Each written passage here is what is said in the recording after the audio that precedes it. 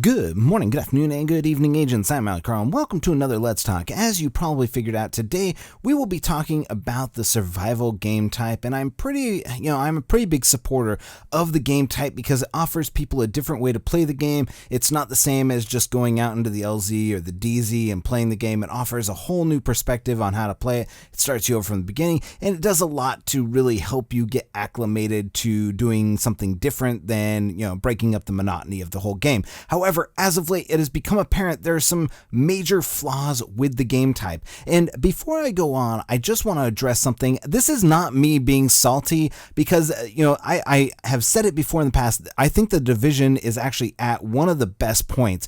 Anything that I'm doing here is just to help it get better, or to at least, give some ideas as to how it gets better. I'm not trying to be salty. I'm not trying to be negative or anything like that. This is a very positive way for me to express what I think is wrong with the current game and some simple fixes on how to do it. You're not just going to hear me complain about something. You're going to hear me, give some valid feedback to the developer as to what I feel is the major point of people not playing the game. And this is probably one of the bigger things as to why survival is failing and why there's a handful of people who are playing over and over again and why people don't want to play anymore. Now, if you are probably chuckling to yourself about me being a big supporter of survival, because in the past I have probably said one or two bad things about it, but I have actually enjoyed it the last couple of times. I enjoy the challenge of it, and most players who play this find that they're really one and done type people with the game type. It's not for everybody, and making this DLC is probably a huge bust. And in my opinion,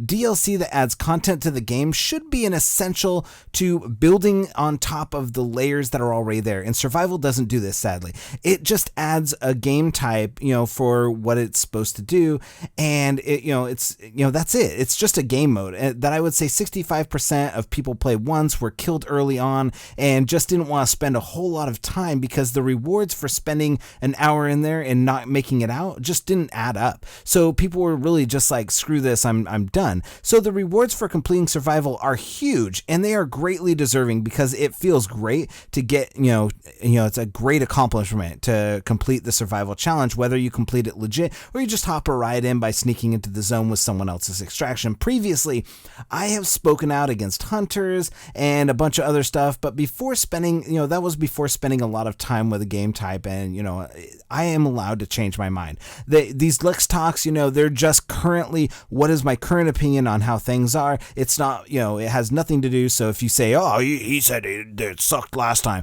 well, that's because, I had a different opinion at that point. So I'm allowed to change my opinion. I don't have to stick to one opinion. That's the great thing about doing these programs, is I don't have to stick to that opinion. I think they are far too underutilized in the game, is what I said the last time for hunters. Like I said, it was too difficult for me in the beginning, but as I grew, I figured out how to do it, and it seems, fairly easy now. So to be fair, the best implementation of survival, let's go ahead and talk about that before we get into the two major flaws that I see in there. The best implementation of survival would have been to actually add a mission to the game and drop a player into a mission very much like the survival to acclimate them to the game mode. Just do the game mode with one player or four players, however you wanted to do it, much like one of the regular missions. Make it easy, give them the tools to survive, make them, give them little hints here and there, and make it so that they needed to complete that in order to jump into the multiplayer aspect of it. This would have added a level to the game and would have given them a sense of accomplishment,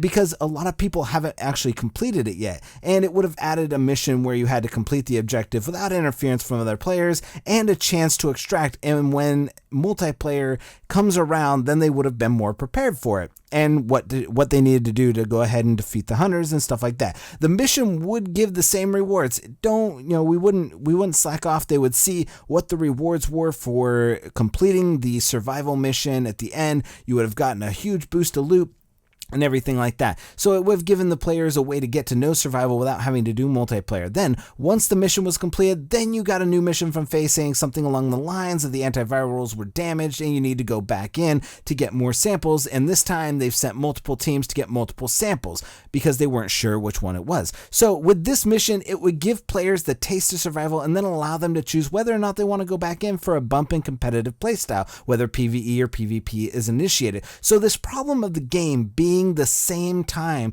and this is the major flaw. The game is the same every single time you play it. And sure, it gives you different survival points to load into, but a lot of players, they play it, they spend an hour and they die and they're like, I'm done with this crap. This isn't for me. This isn't something I want to invest time into. I got 2 caches for spending an hour in here.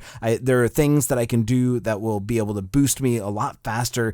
And that's really the issue that we're bringing into this, is that players don't feel like the rewards are good enough for spending a lot of time and then dying, because it is hard to get out of the, get to the extraction. If you're not a seasoned player, you are not going to get to the end very easily. And this brings us to our next thing, and that is the static spawns. The one thing you should know is that when you enter into a survival game, everything spawns in the same area they were prior to that. This won't affect your game too much until you see the words "an agent has reached the dark zone." Now, that is the one thing that you don't want to see if you are just now getting into survival, because what happens is that there are issues of the static spawns, because everything in the static spawns outside, yes, they spawn in the different areas, but RNG still plays a significant level of what you get. So you might get an AUG, you might get another weapon out of the same weapon crate, but the weapon crate's going to always spawn there. But once you get to the dark zone, everything changes. So if you can make it to the dark zone without seeing this message, you are golden. And I do mean golden, like Division Tech golden. However, as many of the Mountie squad have found, if you just get one veteran who is farming survival for loot, you are going to be out of luck, as this is the main problem with the game type right now. And this is what is really destroying the game type of survival. Maps of the dark zone has sprung up all across the internet, displaying the best farming routes for Division Tech. And there's only a handful of Division Tech in the dark zone. The reason this destroys the actual the survival game is that without Division Tech, you stand a 0.01% chance of getting out of the dark zone or extracting at the end of survival with your, and so that's the thing. The first thing that you need Division Tech for, and this is why you're not going to get out. The first thing you need, the first essential item needed to leave the dark zone, is that you need the flare gun, and you need a Division Tech to be able to craft the flare gun. You should, regardless of the spawns, be able to pick up at least one Division Tech when you pick up your antivirals, but I'm not 100% sure. But I believe that other players can pick up your antivirals as well and collect your Division Tech. Don't quote me on that, but I was playing with a guy who went in to get his antivirals and they just disappeared before he got there. Like, he was almost there and they just disappeared, thinking that somebody might have already picked them up. Now, the other items you need Division Tech for is anything high end. If you have played and beaten the Hunter, you know that it's near impossible to do without a high end weapon like an M44 or G36.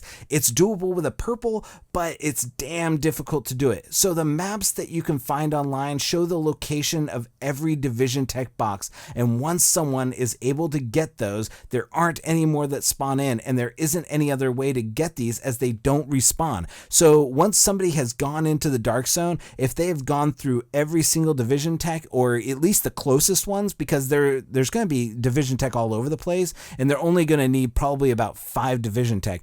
But if there's 4 players, you're going to see, pretty much just everything scavenged from anywhere. So if you see Division Tech just absolutely scavenged and gone, then you're probably out of luck and you need to start looking for that extraction zone. Just go there, wait for your chance, and try and hijack the helicopter. That's the best way to do this. And I know I've spoken out against that in the past, but seeing as this has become an epidemic, that people are just going in and farming the Division Tech so other people can't get out, that's the only thing you're going to be able to do, is hitch a ride on that helicopter by doing that. So the best solution for Massive is in 1.6 to make survival spawns a random spawn instance for at least the Division Tech. This is a must if survival is going to continue to thrive as a game mode. I do think in 1.6 they need to build in the level I spoke about earlier about, giving players a single player level to go through, and just do that right off the bat. Just go ahead and redo that, add that into survival, let them get acclimated to the game type and understand how to do it. But it's not as needed as the random spawn locations to make Division Tech farming not possible. Having less predictable loot and spawns will help make the game feel like a new game, and not just going into the game and then quitting out until you get the best spawn location, or getting close to whatever the best spawn location is in your mind and then running your farming route from there, because that's not really a game type at that point. That's just farming for loot at that point, and it sucks. Like, I don't know anybody that thinks that would be a very fun game type. I mean, back in the early days of the DZ, like, the first thing we would do is do these farming runs for division tech in the dark zone, but that was the early days of the DZ when you needed division tech for farming and they would respawn. So you could go ahead and have the division tech respawn after 5 minutes or something like that.